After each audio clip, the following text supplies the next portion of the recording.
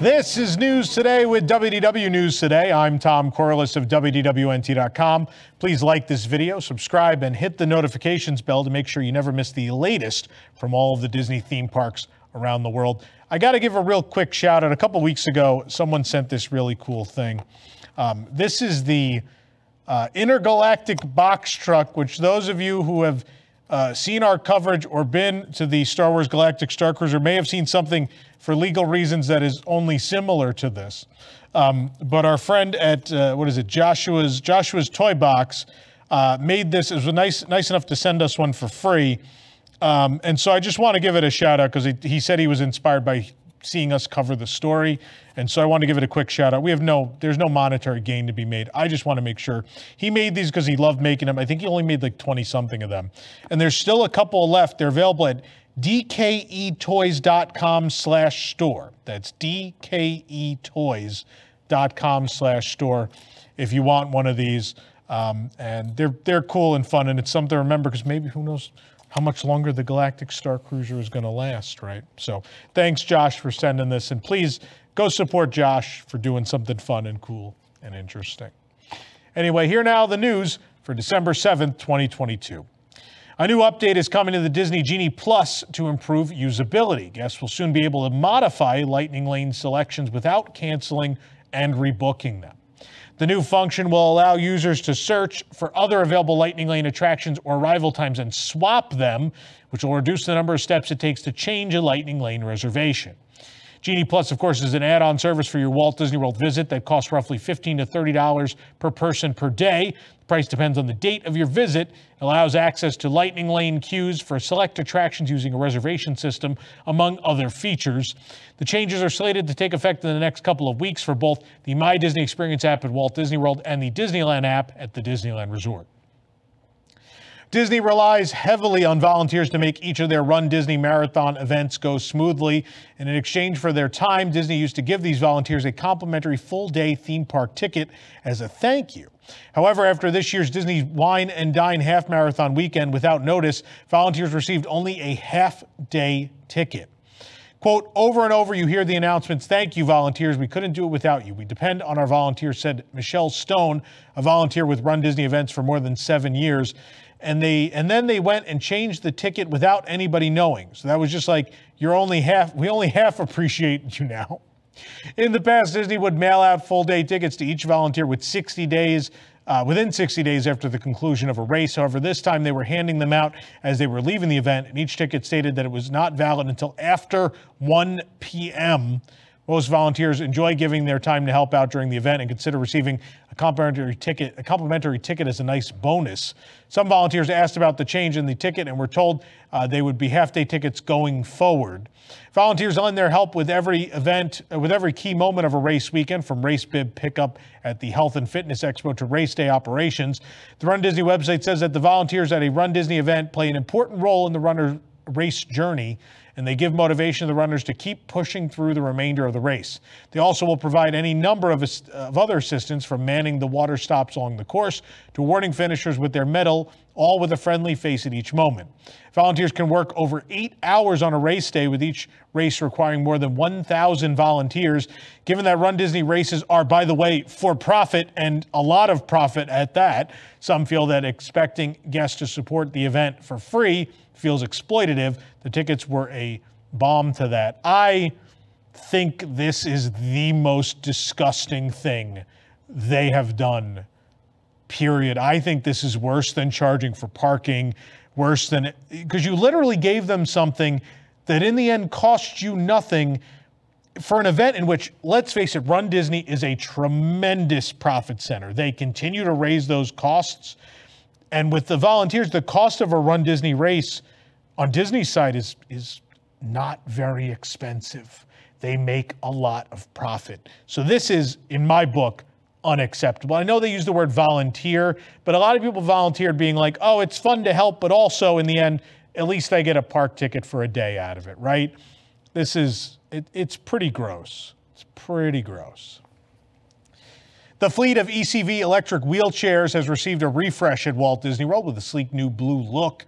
We first spotted them for rental at Disney's Hollywood Studios, but they should be resort-wide very soon. The ECV rental area at Studios is, of course, located at Oscar's Super Service in the front of the park. Parks are so spread out, and sometimes walking around all day can be exhausting, especially for guests who may have mobility issues. Renting an ECV can ensure that every member of your party can get around comfortably and enjoy all that the parks have to offer. I will say this, my parents like to walk, but obviously some parks can be a bit much for them, and we have rented ECVs. The first problem often is they don't have enough to rent at the park, so they run out very early, and then kind of the day is ruined at that point. And that's why we started renting from third-party places. But also those old models were kind of a pain. They're big, they're bulky, they're very slow, they're kind of hard to drive compared to, we bought my mother a brand new one of her own that is way easier to drive, has way more, the turning radius is way better, and I think she feels a lot better driving it. So I'm glad they finally changed the ones in the park because, man, I think most of the accidents you witness in the park are because these are so hard to drive. They're just so big and bulky and hard to turn. But either way, current price for ECV rental is $50 per day plus a $20 refundable deposit. The old ECVs, you may remember, were gray with metal baskets, whereas these are sky blue with plastic baskets, identical to those already available at the Disneyland Resort. Disney announced new menu items are coming to several of the restaurants of Disney's Animal Kingdom Lodge, and the menus will be updated starting December 8th. You can see all the new items listed by venue. We're about to talk about them. The Magi Pool Bar has a shrimp bakuli. It's chilled poached shrimp, pickled carrots, and basmati rice with a flavorful soy ginger dressing and Berber aioli. There's also a multigrain tabbouleh plant-based salad with protein-rich grains, fresh herbs, and grilled vegetables, and spiced pork nachos. It's pork vindaloo, beans, herbed crema, and kachumbari, and then short rib grilled cheese. It's slow-cooked short rib on brioche bread, topped with Gouda cheese and pickled onion. That all sounds great. Over at the Mara, the counter service restaurant, they have the Mara flatbread, which is marinated sun-dried tomato and herbed ricotta flatbread with sun-dried tomatoes, fresh herb ricotta, tomato sauce, 4-cheese blend, and arugula. And there's also the chermoula spiced shrimp bowl. It's a grilled shrimp, a pilau rice, kale slaw, cucumber tomato salad, and chermoula sour cream.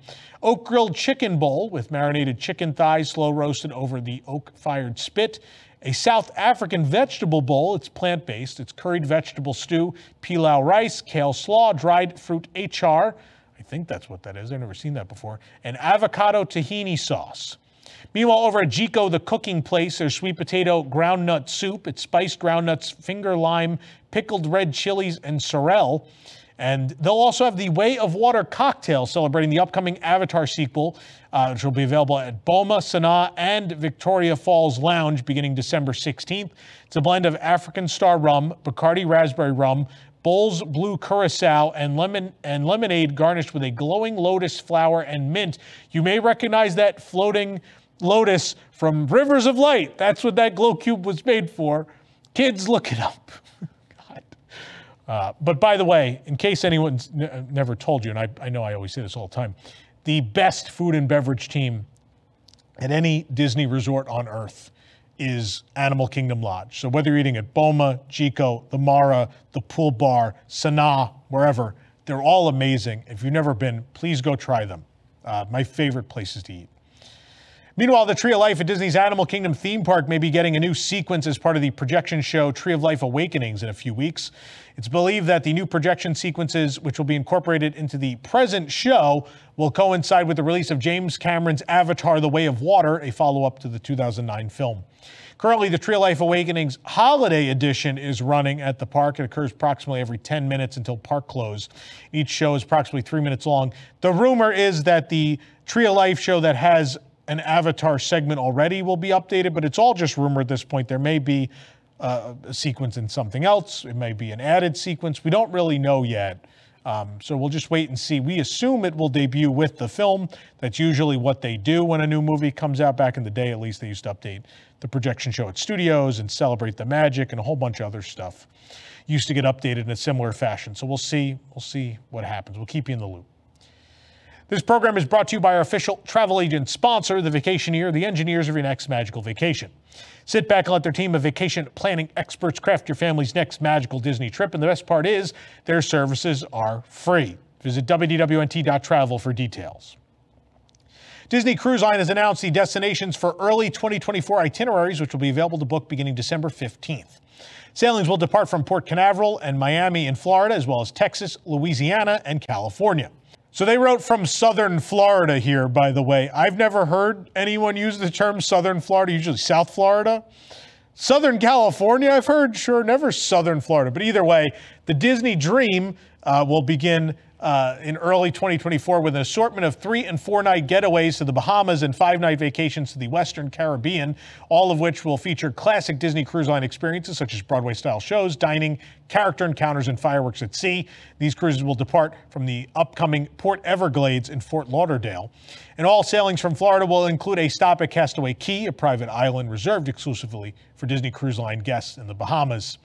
From Port Canaveral, the Disney Wish will kick off 2024 with a 3- and 4-night series of voyages to Nassau in the Bahamas and Castaway Cay, departing from Port Canaveral, Florida.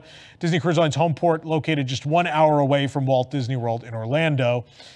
Also from Port Canaveral, the Disney Fantasy will continue 7-night sailings to the Eastern and Western Caribbean. Eastern Caribbean cruises will visit Tortola and St. Thomas, while Western Caribbean itineraries will feature the ports of Cozumel, Mexico, Grand Cayman, and Falmouth, Jamaica. And every Disney Fantasy sailing also includes a stop at Castaway Cay as well as several days at sea. And from Texas and Louisiana, Disney Magic will have 2 limited-time engagements in Galveston in early 2024.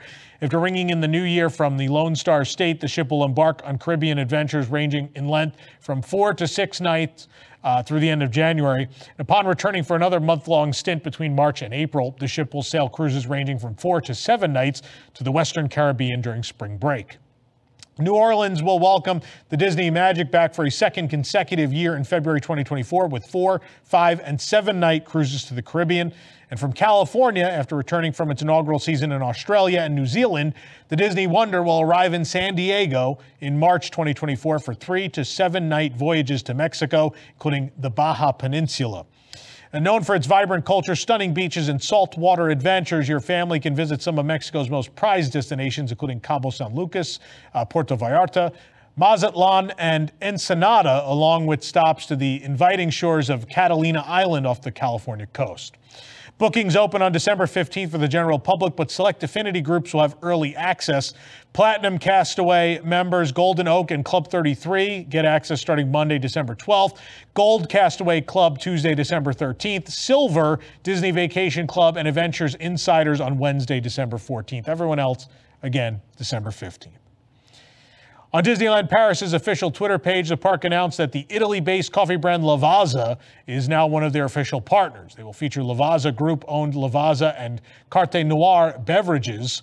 The announcement states Disneyland Paris, the #1 tourist destination in Europe, has officially chosen Lavazza Group, one of the world's most important coffee roasters, as its new official partner for coffee through its iconic brands, Lavazza, synonymous with authentic Italian coffee all over the world, and Carte Noire, the leading coffee brand in the retail market in France.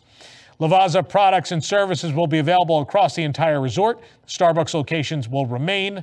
That being said, they do not have in-park Starbucks locations at Disneyland Paris. They have one at the Disney Village and a couple at the resort hotels. There are rumors that they may finally get a Starbucks in the park. We'll wait and see, but still none to this day. According to the press release, Lavazza will also develop exclusive and tasty recipes for Disneyland Paris in collaboration with the resort chefs, designed to complement its uniquely immersive themed dining experience. For example, guests can now discover 4 new delicious oat-based drink recipes at the Coffee Grinder on Main Street, USA, when it's actually open, which is rarely, by the way. Lavazza coffee, they are good though. We did get to try them the one afternoon it was open. Lavazza coffee was already available at the Coffee Grinder and other select locations at the resort. This past September, Disney unveiled Walt Disney's fully restored Grumman Gulfstream 1 airplane at the 2022 D23 Expo. And after the expo closed, the plane went to its new home at the Palm Springs Air Museum. Earlier this week, on Walt's 121st birthday, it was announced that the interior of the plane would be restored to how it looked when Walt flew in it. The restoration and recreation are expected to take approximately 2 years. In conjunction with the announcement, an exhibit opened at the Palm Springs Air Museum with rarely seen items from the interior of the aircraft, also known affectionately as the Mouse. Items include a customized instrument panel originally located near Walt's favorite onboard seat that allowed him to monitor flight conditions, a telephone handset that gave Walt a direct line of communication to the pilot in the cockpit, a flight bag featuring an image of Mickey Mouse sitting on the tail of the iconic plane, and more. These items are on long-term loan from the Walt Disney Archives to the museum. The Walt Disney Archives worked with Amazon to restore Walt's Grumman Gulfstream I company airplane and have it transported to Anaheim. The plane then journeyed from the D23 Expo to Palm Springs, California in September. The aircraft, which is on, again, long-term loan, is now displayed alongside the Palm Springs Air Museum collection. The new exhibit highlights the history of the plane, showcasing its significance to the Walt Disney Company's history and its relevance to the Palm Spring area. Of course, in 1963, Walt acquired the iconic Gulfstream, and the interior of the plane, initially designed with creative input from Walt and his wife, Lillian, seated up to 15 passengers, included a galley kitchen, 2 restrooms, 2 couches, a desk, and nods to the Mouse who started it all, including matchbooks and stationery adorned with a silhouette of Mickey Mouse. Mickey's initials were eventually included in the tail number of the plane, too, as N234MM in 1967. Throughout its 28 years of service to the Walt Disney Company, the plane flew 20,000 hours and transported an estimated 83,000 passengers before it was decommissioned. The Palm Springs Air Museum is a living history museum that contains more than 75 vintage airframes, including those from the Wright brothers at Kitty Hawk. And the museum is also home to airframes from across the spectrum of military aviation: World War II, the Korean War, the Vietnam War, and the F-117 stealth fighter. The planes are housed inside 91,000 square feet of open hangars and on tarmac at a 10-acre facility. To learn more, you can visit palmspringsairmuseum.org. A quick thing, the exhibit they had on display at the expo is the only reason I'm glad I went to the expo. There was not really much as far as presentations or exhibits that I thought were fascinating. This was it. So if you get a chance to go to the Palm Springs Air Museum, if you missed the D23 exhibit, I will tell you some of the coolest stuff I have ever seen was on display in that exhibit, and you should go check this out. It was really fantastic. In a surprise twist, Disney Chief Financial Officer Christine McCarthy has now emerged as the leading candidate to take over the CEO position at the Walt Disney Company. According to Deadline, McCarthy was a steady hand when Iger and Chapek were in charge. She was influential in helping to successfully engineer a string of key mergers and adept at raising and husbanding cash during the depth of COVID. After the ousting of Bob Chapek, it was reported that McCarthy, along with other top executives, were the ones who sounded the alarm about Chapek to Disney's board of directors. The campaign to overthrow now former CEO began this past summer, and after a disastrous Q4 earnings call, McCarthy told investors she lacked confidence in Chapek. One Wall Street analyst said, quote, "In the 35 years I've been doing this, I never saw a CFO go around a CEO." The emergence of Christine McCarthy's name comes as a surprise, since her name wasn't in the mix of those who could take over the top job. And after Chapek's departure, industry insiders and the media speculated that those who could be groomed to be CEO included current executives such as Dana Walden, Disney's television chief, and Josh D'Amaro, the theme park chairman. However, both of those, neither of them, are quite ready for the job yet, or probably when Iger leaves in 2 years' time. Two former Disney executives who are certainly ready for the position were passed over are Tom Staggs and Kevin Mayer, although there is still thought that they might have their media company bought out and come in to the company at some point after Iger's reign. We'll have to wait and see what all happens. Christine McCarthy has been an interesting figure the last couple of years, right? Of course, going around Chapek and essentially getting him thrown out, but also she's infamous for some of her quotes that's on some, earnings calls and things of the sort, whether it was the waistline comment or some other things. So we'll wait and see. I mean, she's obviously done a great job for the company, but she's not a fan favorite either. So we will wait. I mean, the next 2 years are going to be fascinating, really fascinating. On Tuesday evening, Bob Iger, the CEO of the Walt Disney Company, was honored in New York City at the Sandy Hook Promise benefit for his strong support of gun control, creating safer communities for America's children, and the organization's Start With Hello initiative, which works to combat social isolation. The benefit was a 10-year remembrance of the Sandy Hook Elementary School tragedy and a celebration of the life-saving impact of the Know the Signs violence prevention programs and policies. He was joined by former President Barack Obama and actor Matthew McConaughey. During his remarks, Iger said that preventing shootings before they happen should be among our highest priorities. He went on to say that as a grandfather, as a father, and as CEO of the Walt Disney Company, I believe there is no greater or more important task than ensuring the safety and well-being of our children. The Hollywood Reporter stated that regarding gun control, Iger added, quote, those of us who are in positions to affect change, whether it's by influencing laws of shaping culture or supporting organizations on the front lines, I think we have an extra responsibility. The Sandy Hook Elementary School shooting occurred on December 14, 2012 in Newton, Connecticut, and at the time Barack Obama was president of the United States. It was only a couple weeks ago, days before Thanksgiving, that Iger returned as CEO of the Walt Disney Company. For the absolute latest on these stories and all that we didn't get into today's show, be sure to check WDWNT.com and follow us on your favorite social media platforms. You can support the entire team behind this show by joining the WDWNT Interglobe Society at patreon.com/WDWNT. Get access to exclusive content, discounted show and event tickets, and more. Special shout out to all of our WIGS members who make the show possible every week. For the worldwide leader in Disney Parks news, this is Tom Corless saying, enjoy the rest of your today. Have a great, big, beautiful tomorrow. Now on WDWNT TV, it's Boxed In.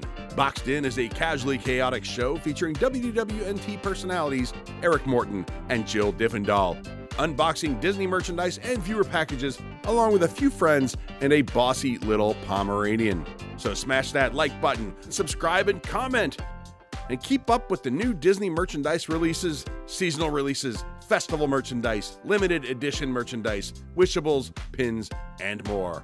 Join us Fridays at 7 p.m. Eastern on WDWNT TV.